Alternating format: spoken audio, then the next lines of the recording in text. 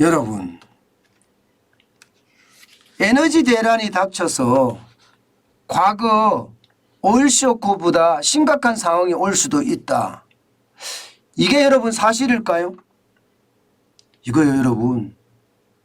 국제금융센터의 보고서를 보면 이거 사실이 될 가능성이 굉장히 높습니다. 그것도 말입니다. 멀리 가는 것이 아니라 올겨울 정도에. 왜냐고요?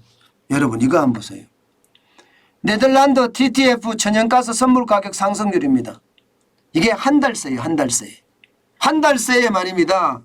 여러분 32.6%나 올랐습니다. 32.6%. 한 달 전에 메가와트 시당 지금 120.33유로였습니다. 그러던 것이 말입니다. 지금은 159.15일 기준입니다. 159.57유로예요. 32.6%가 오른 거예요. 굉장히 많이 올랐죠. 보시는 것처럼 말입니다. 그래프를 보시는 것처럼 장난 아니게 올랐습니다. 159.57. 한 달 전에는 120.33유로였고요. 물론 그전에도 많이 올라갔을 때가 있습니다. 2022년 3월 7일 127.20까지 올라갔었고요. 2021년 12월 21일 180.27까지도 올라간 적이 있습니다. 뭐 157.57 갖고 그래 이렇게 이야기할 수도 있겠죠. 그런데 문제는요. 지금 러시아가 유럽으로 가는 천연가스 송유관이라고 해야 되나요? 천연가스관 지금 자꾸 틀어막고 있잖아요. 틀어막고 있잖아요. 독일로 가는 노르트스트림 1 노르트스트림 1을요.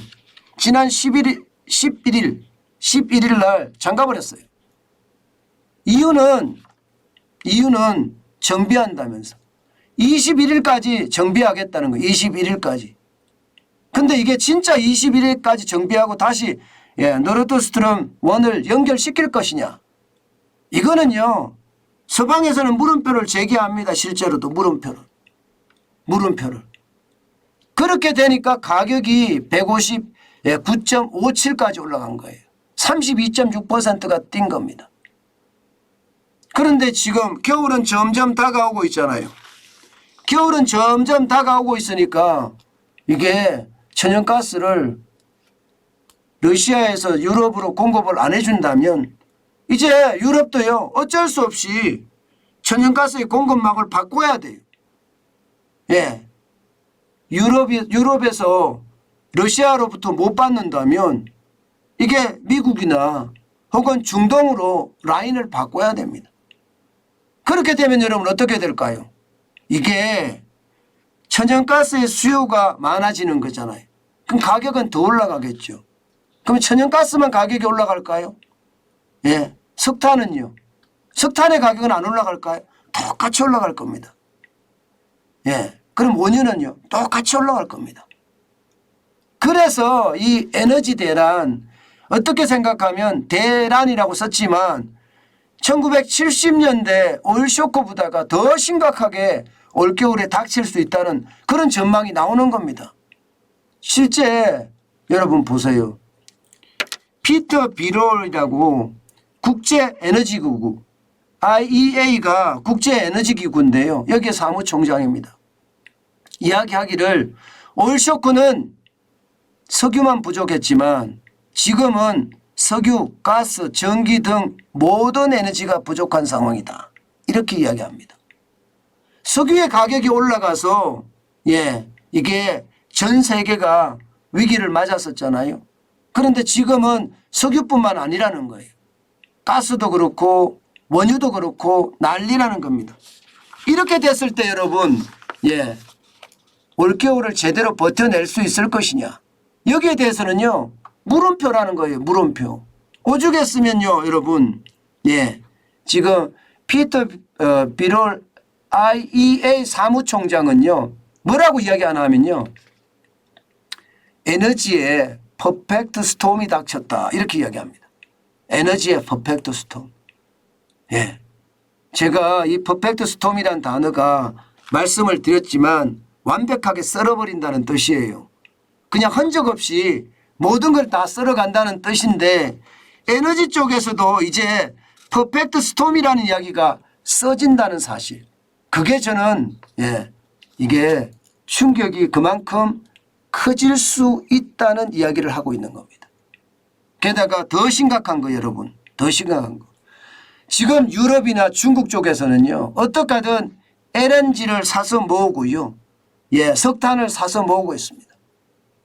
굉장히 빠른 속도로 석탄을 사서 모으고 LNG를 사서 모으고 있어요. 왜냐? 겨울에 최악이 터질 수도 있으니까요. 그런데 우리는 지금 어떻게 하고 있을까요? 우리도 이거 해야 되거든요. 그 어느 때보다 이 상황이 굉장히 중하거든요. 사실 유럽을 한번 보세요, 여러분. 이게 국제금융센터에서 전망한 걸 보면요. 앞으로 유럽의 상황이 굉장히 어려워질 거라는 그런 전망이 계속 나오고 있습니다. UBS 은행이죠. 투자은행입니다. UBS가 예상한 예상치를 보면요. 유럽 증시 20% 급락할 수도 있다. 그리고 1유로가 1달러가 되는 것이 아니라 1유로가 90센트가 된다. 페러티가 무너진다는 거예요. 페러티가 무너진다. 평균이 무너진다는 거예요. 이제는요. 유럽 기업의 이익이 15% 정도 감소할 거고요. 독일의 국채금리도 독일은 지금 적자가 나고 있잖아요. 독일이 유일하게 유럽의 희망입니다. 제조업이 강해서. 그런데 국채금리가 0%대로 하락한다는 것은 여러분 지금 유럽의 위기는요. 결국 말입니다. 세계 경제의 위기로 갈 수 있다는 이야기가 되는 겁니다. 그만큼 말입니다. 이게 파장은 굉장히 클 거라는 거예요. 유럽의 파장이 유럽에서만 멈추면 좋겠지만 세계 경제는요. 모두가 연결되어 있기 때문에 그 연결된 속에서 말입니다. 이게 미국으로 이게 중국으로 그리고 대한민국으로 올 수 있다는 것 그것이 지금 현실입니다. 저는 정부가 그 어느 때보다 여러분 진짜 정신 바짝 차려야 될 것 같아요. 지금 말로만 위기 하는 것 같고요. 도대체 말입니다. 우리가 에너지원에 대한 확보는 어떻게 되고 있는지 이런 기사들이 안 나오거든요. 이런 기사들이. 그래서 저는 더 위험스럽게 느껴져요. 지금 에너지 확보에 대한 거 그다음에 3월 달에 우리가 펐었던 전력 비축률을 어떻게 채웠는지 이런 이야기가 전혀 없어요. 전혀 없습니다. 그러면 이게 에너지원에 대한 위기는요. 저는 더 심각해질 거라고 봅니다. 올여름에 전력 대란이라고 이야기하나요?